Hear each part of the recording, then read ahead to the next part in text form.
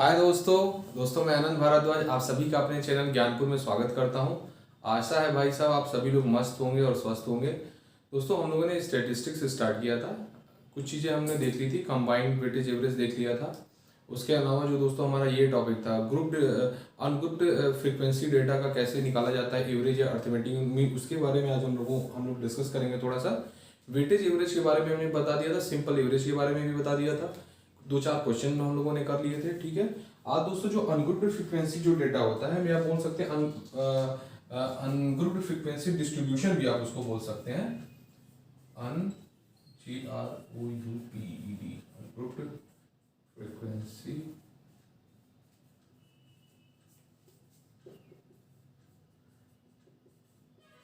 दोस्तों आज हम लोग इसके बारे में करेंगे। इसको हम लोग हिंदी में क्या बोलते हैं, अवर्गीकृत बोलते हैं। हाँ, अवर्गीकृत बारंबारता डिस्ट्रीब्यूशन है ये। ठीक है, अच्छा इसके बारे में एक चीज और आपको बता देता हूँ। जैसे जो हम लोगों ने वेटेज अर्थमेटिक मीन भाई लोग पढ़ा था ना, सेम ये वही चीज है। इसको मतलब वेटेज अर्थमेटिक मीन भी बोल सकते हो आप, वेटेज अर्थमेटिक मीन आप इसको बोल सकते हो, काइंड ऑफ आप बोल सकते हो। ठीक है, बट जो कंबाइंड हमने पढ़ा था ना, एक हम लोगों ने क्या पढ़ा था दोस्तों, एक हम लोगों ने कंबाइंड अर्थमेटिक मीन पढ़ा था, वो अलग है, बट वेटेज अर्थमेटिक मीन अलग है। अच्छा, मैं यदि बोलता हूं दोस्तों कि जो हमारे ऑब्जर्वेशन है, या इसको हिंदी में हम क्या बोलते हैं, प्रेक्षण बोलते हैं ना। हमारे जो ऑब्जर्वेशन है x1, x2, x3, x4, ये हमारे क्या होते हैं, ऑब्जर्वेशन है। ठीक है, मैं बोलता हूं इन ऑब्जर्वेशन की जो फ्रीक्वेंसी है, फ्रीक्वेंसी मतलब हो गया बारंबारता। इन ऑब्जर्वेशन की जो भैया फ्रीक्वेंसी है, मान लीजिए इसकी फ्रीक्वेंसी f1 है, इसकी फ्रीक्वेंसी मैं बोलता हूं f2 है, इसकी फ्रीक्वेंसी f3 है, इसकी फ्रीक्वेंसी f4 है, और इसकी फ्रीक्वेंसी fn है। मतलब क्या है दोस्तों, कहने मतलब क्या आप बात समझो। ऐसे मान लीजिए मैं बोलता हूँ कोई लड़का है जिसके किसी सब्जेक्ट में या मार्क्स, मतलब कोई लड़का है उसके मैथमेटिक्स में मार्क्स जो है मतलब आप ऐसे समझो कि मान लीजिए कोई स्कूल है, ठीक है, उसमें मैथमेटिक्स में पाने वाले बच्चे जो हैं, मैथमेटिक्स में बच्चे 40 मार्क्स पा रहे हैं। ठीक है, अब ऐसे बच्चे 10 बच्चे हैं, तो ये क्या हो गया, ये बता रहा है कि 10 बच्चे ऐसे हैं जो मैथमेटिक्स में 40 मार्क्स पा रहे हैं। अच्छा, 20 बच्चे ऐसे हैं जो कि मैथमेटिक्स में इतने मार्क्स पा रहे हैं, मतलब कुछ डेटा दे देगा, f2 की वैल्यू कुछ दे देगा। मतलब ये क्या बता रहा है कि ये ऑब्जर्वेशन कितनी बार हो रहा है। आप इसका मतलब समझो, ये क्या ऑब्जर्वेशन हो गया, ये फ्रीक्वेंसी होगी, मतलब ये जो ऑब्जर्वेशन हो रहा है वो कितनी बार आया। x2 ऑब्जर्वेशन जो है f2 बार आया, x3 ऑब्जर्वेशन f3 बार आया, x4 ऑब्जर्वेशन जो है f5 बार आया, f4 बार आया। इसका मतलब क्या है कि वो ऑब्जर्वेशन वो कितनी बार आया है, उस जब हम डेटा कलेक्ट कर रहे थे तो वो ऑब्जर्वेशन कितनी बार आया, वो ये फ्रीक्वेंसी उसकी दे रखी है, उसकी बारंबारता दिख रही है। बारंबारता मतलब वो कितनी बार वो ऑब्जर्वेशन आया है, वो प्रेक्षण कितनी बार हमारा आया है। अच्छा, जब ऐसे डेटा का जब हम निकालते हैं, वो अर्थमेटिक मीन निकालते हैं, तो यहाँ अच्छा अर्थमेटिक मीन में आपने क्या पढ़ा था, जब दोस्तों हम वेटेज अर्थमेटिक मीन बोल रहे थे तो क्या बोलते थे, उस ऑब्जर्वेशन का कितना वेट है उसका मल्टीप्लाई करते थे, फिर पूरे ऑब्जर्वेशन को जोड़ते थे। तो यहाँ पे ये जो x1 ऑब्जर्वेशन है वो कितनी बार हुआ है, f1 बार हुआ है। f1 ये क्या है, फ्रीक्वेंसी बता रहा है कि उसकी बारंबारता कितनी बार है। तो x1 ऑब्जर्वेशन की बारंबारता कितनी है, x1 ऑब्जर्वेशन की जो दोस्तों बारंबारता है वो f1 टाइम्स है, तो x1 इंटू f1 करेंगे। x2 जो ऑब्जर्वेशन है उसकी बारंबारता कितनी है, f2 बार है, तो x2 इंटू f2 करेंगे। फिर x3 जो ऑब्जर्वेशन है उसकी बारंबारता या फ्रीक्वेंसी कितनी है, f3 है, तो x3 कर लेंगे। अच्छा, डॉट डॉट डॉट लगा देते हैं दोस्तों। जो xn ऑब्जर्वेशन है उसकी बारंबारता कितनी बार है, fn है, तो xn इंटू fn कर सकते हैं। अच्छा, जब हम दोस्तों अर्थमेटिक निकालते हैं तो हमारा जो बेसिक फॉर्मूला क्या है, सारे ऑब्जर्वेशन का हम सम करते हैं upon total number of observation करते हैं। चूंकि यहाँ पे वेटेज एवरेज की बात हो रही है, या फिर आप ये कह सकते हो कि इसमें इस ऑब्जर्वेशन ये कितनी बार हुआ है, ये ऑब्जर्वेशन कितनी बार हुआ है, f1 बार, तो इसमें हम लोग क्या करते हैं, मल्टीप्लाई करके तब सम करते हैं, यही करते हैं ना। अच्छा, अपॉन क्या रहता है, टोटल नंबर ऑफ ऑब्जर्वेशन हो गया ना। तो टोटल नंबर ऑफ ऑब्जर्वेशन कितना हो गया, x1 ऑब्जर्वेशन को दोस्तों कितनी बार हुआ है, f1 बार हुआ है ना। x2 ऑब्जर्वेशन कितनी बार हुआ है, f2 बार हुआ है। x3 ऑब्जर्वेशन कितना हुआ, f3 बार हुआ है, x4 जो ऑब्जर्वेशन है वो कितनी बार हुआ है, f4 बार हुआ है। तो जब दोस्तों ये हम नीचे क्या लेते हैं, टोटल नंबर ऑफ ऑब्जर्वेशन, ये तो ऑब्जर्वेशन है, ये तो ऑब्जर्वेशन है दोस्तों। जब हम रॉ डेटा की बात करते हैं, जब हम रॉ डेटा का निकाल रहे थे अर्थमेटिक में, तो ये ऑब्जर्वेशन कितना है इसको जोड़ के अपन डिवाइड में ये कर देते थे ना, जैसे 5 है तो डिवाइड बाई 5 आ जाता था, नीचे 5 आ जाता था। लेकिन यहाँ पे डिफरेंस क्या हो जा रहा है, डिफरेंस को समझने की कोशिश करिए। यहाँ पे जो दोस्तों ये ऑब्जर्वेशन है, अब वो ऑब्जर्वेशन का आप 1 2 3 4 5 है ऐसे नहीं गिनोगे, अब ये देखोगे ना आपकी ये x1 जो ऑब्जर्वेशन है वो f1 बार हुआ है, तो f1 बार तो x1 ही हो गया है। अच्छा x2 f2 बार हो गया है, x3 f3 बार हो गया है। अब ऑब्जर्वेशन कितनी बार हुए हैं, f1 f2 f3 f4, इतनी बार हुए। मान लो ये 2 है, ये 3 है, ये 4 है, ये 5 है, ये 6 है, कुछ ऐसे है। तो अब इन सारे ऑब्जर्वेशन को जोड़ा जाएगा, तो अब इन सारे ऑब्जर्वेशन को जोड़ा जाएगा, तभी तो हमारा टोटल ऑब्जर्वेशन आएगा कि कितने ऑब्जर्वेशन आए हैं, कितने ऑब्जर्वेशन आए हैं, ये ऐसे होगा ना ये चीज। तो ये क्या होगा, इसको ऐसे डॉट डॉट डॉट करके ये क्या हो जाएगा, FN हो जाएगा, ये हो जाएगा। अच्छा अब इसको ही हम क्या करें, देखिए दोस्तों ये भी हमारा एक फॉर्मूला हो गया। अब इसी को तो हम जनरलाइज फॉर्म में लिख देंगे कि जनरलाइज फॉर्म इसका क्या होगा। तो दोस्तों जो इसका जनरलाइज फॉर्म आएगा x बार का जो हम निकालेंगे, तो क्या होगा, इसको हम ऐसे लिख सकते हैं कि नहीं, ऐसे करेंगे I बराबर 1 to n, और यहाँ पे क्या होगा दोस्तों xi इंटू fi, ये करेंगे नहीं xi, या ऐसे कर लो xi इंटू fi करोगे, और नीचे क्या आएगा वही सेम बात, I बराबर 1 से लेके n तक, ये क्या हो जाएगा आपका fi, वही बात होगी कि नहीं। देखिए ये जो एक्सप्रेशन आया है दोस्तों, ठीक है, और जो ये इसी एक्सप्रेशन को ऐसे लिखा जाता है। मैंने इसको तोड़ना भी बताया था कि इससे आप ये कैसे ला सकते हो। आप यही करोगे ना, आई का मान क्या है 1 से लेके n तक है, 1 से लेके n तक, मतलब 1 से लेके 2 3 4 5 6 7 8 डॉट डॉट डॉट n तक जितना भी नंबर होगा। मैं बोलूं कि यदि इसमें ऑब्जर्वेशन 5 है, मतलब ये जो ऑब्जर्वेशन x2 x3 x4 आया है 5 ऑब्जर्वेशन है, तो यहाँ पे n बराबर क्या हो जाएगा, ये n बराबर तो यहाँ पे 5 हो जाएगा। जब ये 5 आ जाएगा तो xi का मान एक बार 1 रखेंगे, यहाँ पे एक बार 2 रखेंगे, एक बार 3 रखेंगे, एक बार 4 रखेंगे, एक बार 5 रखेंगे, i का मान एक एक बार बढ़ाते जाएंगे। और चूंकि समेशन का मतलब क्या होता है, सबका सम, तो एक बार जब i का मान 1 रखेंगे तो क्या आएगा x1 f1, फिर i का मान क्या रखेंगे 2 रखेंगे तो x2 f2, 3 रखेंगे तो क्या आएगा x3 f3, i का मान 4 रखेंगे तो क्या आएगा x4 f4, 5 रखेंगे क्या आएगा x5 f5। ये तो रख दिया, 5 ही तो रख सकते हो क्योंकि i का मान 1 से लेके 5 तक वेरी कर रहा है। अच्छा समेशन का मतलब क्या होता है, सबका सम, तो सबके बीच में सम का निशान, इस सम का साइन आ गया। फिर वही बात डिवाइड कर लिए, i का मान क्या होगा, f का मान क्या होगा, i बराबर 1 to n तक होगा। तो यहाँ पे क्या है, n क्या है 5 है, 5 और ऑब्जर्वेशन थे ना हमारे टोटल 5, मैंने माना था एग्जांपल। यहाँ पे आप समझो कि लेट्स अज्यूम n बराबर 5 है, तो यहाँ पे क्या होगा f1 f2 plus f3 plus f4 plus f5। आप समझ गए होंगे कि मैं आपको क्या कहना चाह रहा हूँ। तो ये चीजें क्लियर हो गई आपको।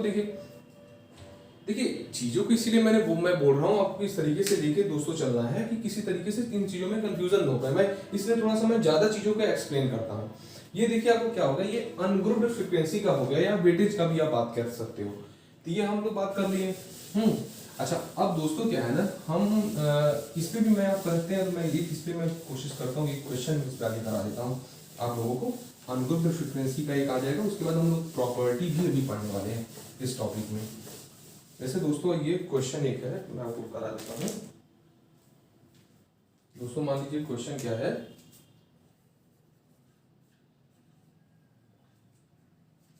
मान लीजिए दोस्तों कि कोई स्टूडेंट है, उसके क्या है, स्टूडेंट है, इनके मार्क्स जो है मैं बोलता हूं मैथ है, इंग्लिश है, हिंदी है और साइंस आप ले लो, साइंस ले लो, ठीक है। इनके जो मार्क्स हैं दोस्तों, मैं इधर बोलता हूँ 20 है, ये 30 है, ये 40 है, ये 50 है। आसान सा डेटा ले रहा हूँ जिससे आपको समझाने में दिक्कत हो। ये इनके मार्क्स हैं, ठीक है। और इनके मार्क्स का क्या है, अब ये आप देखो नंबर ऑफ पर्सन यहाँ मैं लिख दे रहा हूँ। ये नंबर ऑफ पर्सन मैं क्यों लिख रहा हूँ, इससे मैं आपको कुछ चीजें मैं समझाना चाह रहा हूँ कि ये नंबर ऑफ पर्सन क्या आपको क्या बता रहा है। ये नंबर ऑफ पर्सन जो यहाँ पे मैं लिख रहा हूँ दोस्तों, ये एक्चुअली बताना क्या चाह रहा है, ये आप ये चीज मैं कहना चाह रहा हूँ। अब दोस्तों यदि बोल दिया नंबर ऑफ पर्सन में यहाँ पे क्या है, 2 है, 3 है, 1 है, 2 है, ठीक है। अब क्वेश्चन में बोल दिया कि ये जो डेटा दे रखा है, इस डेटा का आप क्या निकालिए, अरिथमेटिक मीन निकालिए। तो सबसे पहले आपको देखते ही समझ में आ जाना चाहिए ये कि ये वेटेज अरिथमेटिक मीन का क्वेश्चन है या फिर अनग्रुप्ड फ्रीक्वेंसी डिस्ट्रीब्यूशन का क्वेश्चन है, ठीक है। अनग्रुप्ड है, अनग्रुप्ड फ्रीक्वेंसी डिस्ट्रीब्यूशन का यही होता है कि फ्रीक्वेंसी जो है ग्रुप्ड नहीं है। अभी आप इन सब चीजों को समझ जाओगे धीरे धीरे, ठीक है। अब देखिए दोस्तों, यहाँ मार्क्स दिया है, नंबर ऑफ पर्सन दिया है, इससे आपको ये समझना है कि इसमें ऑब्जर्वेशन कौन सा है और उसकी फ्रीक्वेंसी कौन सी है। पहले आपको ये समझो, इसको देख के आपको ये लग रहा है कि नहीं कि कोई क्लास है जहां पे मैथ में 20 नंबर वाले पाने वाले बच्चे कितने हैं, 2 हैं। नंबर ऑफ पर्सन या नंबर ऑफ स्टूडेंट आप इसको कर लो, या पर्सन कर लो या आप इधर स्टूडेंट कर लो, इसको स्टूडेंट में कर दे रहा हूँ, ठीक है। तो नंबर ऑफ स्टूडेंट क्या है, 20 नंबर मैथ में पाने वाले 2 स्टूडेंट है, ये बता रहा है, ठीक है। इंग्लिश में 30 नंबर वाले पाने वाले कितने स्टूडेंट है, 3 है। 40 नंबर हिंदी में पाने वाला 1 बच्चा है, ठीक है। और साइंस में 50 नंबर पाने वाला 2 बच्चा है, ठीक है। ये बता रहा है। तो आपको ये इस कॉलम से ये नहीं समझ में आ रहा है कि 20 नंबर वाले 2 बच्चे हैं, तो ये क्या 2 बच्चे फ्रीक्वेंसी नहीं बता रहा है कि 20 नंबर वाले 2 लोग हैं, तो ये क्या है, इसका फ्रीक्वेंसी या वेट नहीं बता रहा है, बता रहा है। 30 नंबर वाले 3 बच्चे हैं, क्या ये फ्रीक्वेंसी इसकी नहीं बता रहा है कि 30 नंबर वाले 3 स्टूडेंट हैं। 30 जैसे मैं 3 बोलूं कि ये 3 स्टूडेंट है, 1 2 3, तो इन तीनों बच्चों ने 30 मार्क्स पाया है, तो मैंने ऐसे लिख दिया कि 30 नंबर वाले पाने वाले हिंदी में 3 स्टूडेंट है। अच्छा 40 नंबर वाले 1 स्टूडेंट है, 50 नंबर वाला 2 स्टूडेंट है। तो ये क्या फ्रीक्वेंसी नहीं बता रहा है, ये ऑब्जर्वेशन की फ्रीक्वेंसी बता रहा है। यानी कि 20 नंबर 2 बच्चे पाए हैं, तो 20 नंबर जो क्या है हमारा, ये ऑब्जर्वेशन है। और ये 20 नंबर पाने वाले कितने बच्चे हैं, 2 बच्चे हैं, तो ये 2 क्या हो गए, उसकी फ्रीक्वेंसी हो गई। तो ये हम इसको f और इसको ऑब्जर्वेशन है तो x, ये नहीं बोल देंगे। और हमारा फॉर्मूला क्या था, हमारा फॉर्मूला आपने क्या देखा, यहाँ पे डेटा कितने हैं, 1 2 3 4 ऑब्जर्वेशन है ना, 1 2 3 4। तो जो ये फॉर्मूला मैंने लिखवाया था x बार का, आप देखिए मैं कैसे कोरिलेट कर रहा हूँ चीजों को। i बराबर 1 2 क्या होगा, n की जगह क्या आएगा, यहाँ 4 आ जाएगा। उसी फॉर्मूले में i बराबर 1 2 4 आ जाएगा। यहाँ पे क्या होगा आपका, ये fi इंटू एक्स आई हो गया, fi इंटू एक्स आई, ठीक है, अपॉन समेशन में वही चीज सेम। चाहे तो समेशन एक भी लगा सकते हैं, ये जो मैं 2 अलग अलग लिखा हूँ, चाहे तो मैं इसको एक भी कर सकता हूँ, ये लिख सकता हूँ, नहीं लिख सकता हूँ। अच्छा 4 यहाँ क्यों लिखा हुआ इनकी जगह, क्योंकि हमारे ऑब्जर्वेशन कितने हैं, 1 2 3 और 4। अच्छा अब यहाँ पे x बार का फॉर्मूला हम ये नहीं बना सकते, i बराबर क्या है, 1 से 4 है, मतलब i का मान एक बार 1 रखना है, एक बार 2 रखना है, एक बार 3 रखना है, एक बार 4 रखना है। तो दोस्तों यहाँ पे क्या आएगा, f1 into x1 plus f2 x2 plus f3 x3 plus f4 x4। ये हम लोग कर सकते हैं नहीं। अब नीचे क्या आएगा ऐसे ही दोस्तों, f1 f2 f3 plus f4, यही तो आएगा ना, यही आएगा। अच्छा आप देख रहे होंगे f1 इंटू x1 है ना, हम यहाँ पे एक टेबल ऐसे भी बना सकते थे, ऐसे बना सकते थे। अच्छा ये जो f का टेबल है ना, फ्रीक्वेंसी का टेबल है, तो ये क्या है हमारा f1 है, ये हमारा f2 है, ये हमारा दोस्तों f3 है, ये हमारा f4 है। उसी तरीके से ये क्या है, x1 हो गया, ये x2 हो गया, ये x3 हो गया और ये x4 हो गया। आप समझ गए होंगे ना, मैं ये सब इतनी लिख क्यों रहा हूँ चीजें, क्योंकि आपको समझाने के लिए। आप यहाँ पे भी एक टेबल बना सकते थे, fi मतलब fi इंटू xi का टेबल बना सकते थे। फिर यहाँ पे इन दोनों का मल्टीप्लिकेशन यहाँ लिखते थे, इन दोनों का मल्टीप्लिकेशन यहाँ, इन दोनों का मल्टीप्लिकेशन यहाँ, इन दोनों का मल्टीप्लिकेशन यहाँ, या फिर आप डायरेक्ट फॉर्मूले में ऐसे आप लिख सकते हो। तो 20 और 2 का मल्टीप्लाई होगा, f1 इंटू x1 क्या हो गया, ये 40 आ गया। f2 इंटू x2 है, तो f2 इंटू x2 कितना आ जाएगा, 90 आ गया। प्लस f3 इंटू x3 है, f3 और x3 मल्टीप्लाई करेंगे तो क्या आएगा, 40 आएगा। प्लस f4 इंटू x4 है भाई ना, तो ये 50 और 2 कितना हो गया आपका, 100 आ गया। अच्छा नीचे क्या है, f1 plus f2 f3 f4 है, इन सबको जोड़ देना, 3 2 5 1 6 2 8, ये 8 आ गया। दोस्तों यहाँ पे x बार क्या हो गया, 90 में 40 जोड़ देंगे 130, 130 में 40 170, 170 में 100 जोड़ देंगे तो कितना आ जाएगा आपका 270, 270/8। अब इसको आप काट लिए, 8 3 कितना हो गया 24 बार जाएगा, फिर 3 और 0 बचेगा, फिर 8 3 24 बार जाएगा, फिर 6 0 बचेगा वहां पे, फिर 7 जाएगा, मतलब अप्रॉक्स ये वैल्यू आएगी आपकी। मतलब दोस्तों ये जो अनग्रुप्ड फ्रीक्वेंसी डिस्ट्रीब्यूशन था या वेटेज अर्थमेटिक मीन निकाले हैं, यहाँ पे इनका एवरेज क्या आ गया 33.7 आ गया। तो आप समझ गए होंगे कि अनग्रुप्ड फ्रीक्वेंसी डिस्ट्रीब्यूशन का कैसे आता है, ये मैंने अर्थमेटिक मीन बता दिया दोस्तों। इसके बाद अब हम लोग जो प्रॉपर्टीज है अर्थमेटिक मीन की, जो 2-3 प्रॉपर्टी दे रखी है, डेविएशन से एक रिलेटेड प्रॉपर्टी है और कुछ और कॉमन प्रॉपर्टी, उस पर आपके एग्जाम में क्वेश्चन बहुत ही ज्यादा प्रॉपर्टीज पे बेस्ड क्वेश्चन है, 2 ही 3 प्रॉपर्टी मैं जल्दी से उसको डिस्कस कर दूंगा। तो हमारा ये अर्थमेटिक मीन का लगभग टॉपिक 2 लेक्चर में 3 लेक्चर में हमारे कंप्लीट हो जाएंगे, फिर हम इस पे कुछ क्वेश्चंस भी करेंगे।